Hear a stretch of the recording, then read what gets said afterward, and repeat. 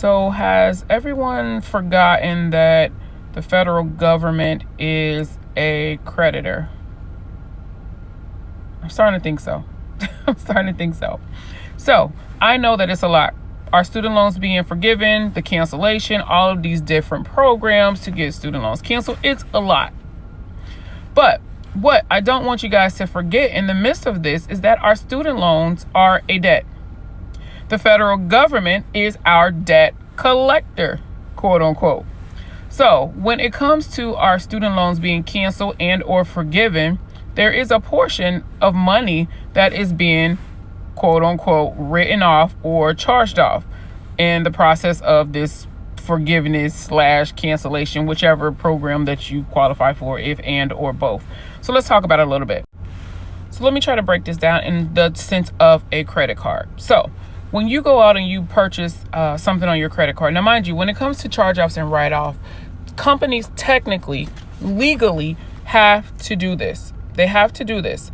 Now, the difference is when there's a 1099-C that's sent out, and we're going to talk about that. So they legally have to write off debt. And usually that happens about 6 months after the debt has become delinquent. Now, they do this because they have investors that they have to report to.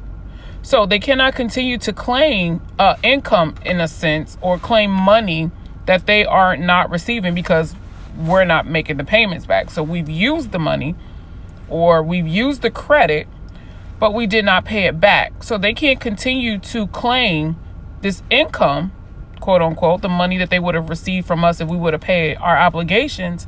They can't continue to claim that money to their investors as money that's being received. So what they have to do is write it off or charge it off, however you want to word it.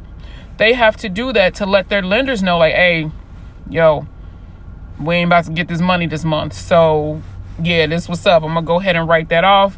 And then that way it lowers their tax obligations. So what happens is when you receive that 1099-C, I know some people have, that's what they're concerned, the 1099-C that has to be reported as income to the IRS. So when they submit that, when they do the charge off, the write off of the student loans, they are going to submit the remaining balance that you did not pay. And see, and this is the thing too, when you get that 1099-C, if you're one of the ones who have to pay taxes on your student loans, you want to make sure that that balance is correct as well. So start checking them student loans out like right away, when that cancellation happens. So that way you'll know what your balance is when everything is all right. Check me out part 2.